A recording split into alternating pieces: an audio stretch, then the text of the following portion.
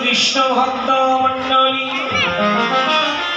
লীলা স্মরণে আছে। বাবা, আপনারা আমরা প্রত্যেকে লীলা স্মরণে আছি, অর্থাৎ ভজনেই আমরা রয়েছি। লীলা স্মরণে থাকা অর্থাৎ শ্রবণেই হয় জীবের কল্যাণ। হরিনাম শ্রবণম মঙ্গলম শ্রীমদততম ভক্তি কিন্নন্তির হরিনাম। হরিনাম আপনাদের মতো যারা করে বা যারা শোনে, সব কিছু ভুলে গিয়ে সব কিছু ফেলে ছুটে যায় ভক্তের কাছে।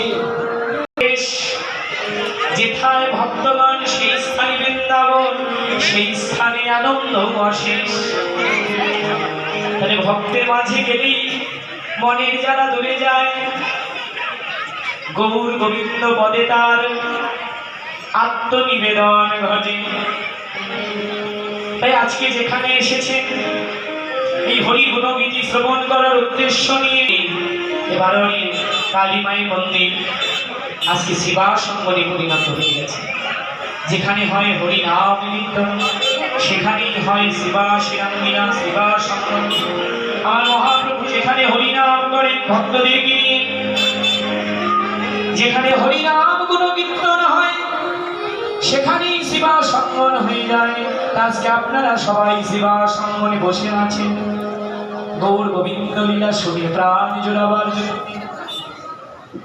যতবার শোনা যায় ততবারই অন্তরের খোরাক আরো বেড়ে চলে। আবার কবে যাব, আবার কবে বসবার ভাগ্য পাবো, আর সাধুগুরু বৈষ্ণবের সঙ্গে আমাদের দেখা হবে, দেখা মিলবে। ভক্ত বৈষ্ণবকে দেখলেও যেন হৃদয়টা আনন্দে ভরে যায়।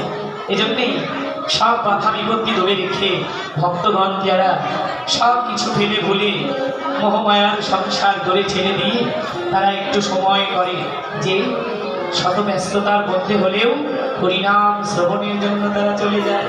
যে আজকে যেমন এসেছে নব বৃন্দাবন, মুক্ত বৃন্দাবনে আপনারা বসে আছেন, মহাপ্রভু তার লীলা তিনিই করছেন, আমি কেবল উপলক্ষ হয়ে দাঁড়িয়ে আছি। হে বৈষ্ণব মাইয়া, পরিবেশনের যোগ্য আমি নই। যদি বলেন দাঁড়িয়েছ, সাধুগুরু বৈষ্ণবের চরণধ্বনি কৃপা আরো বনমালী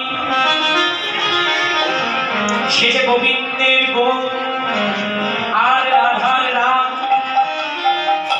দুয়ে মিলে এবার দুনিয়ায় হলেন তিনি গোরা। গোবিন্দের আদ্যাক্ষর হলো গোপ আর রাধার আদ্যাক্ষর হলো রাম। তাহলে কোন গোড়া তিনি? কোনো বৃক্ষের গোড়া, অন্য কোনো কিছুর গোড়া? বৈষ্ণব কবি বললেন, না ভাই, সে কোন গোড়া জানো? সে যে ভজনেরও গোড়া, সে যে সাধনেরও গোড়া। ভজন সাধনের মূল কে?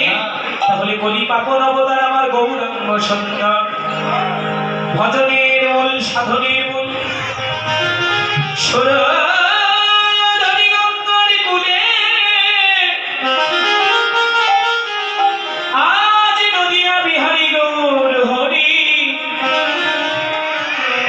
খেলা খেলেছে ভাই। বৈষ্ণবাচার্য বললে বিনোদ খেলা মানে কি জানো?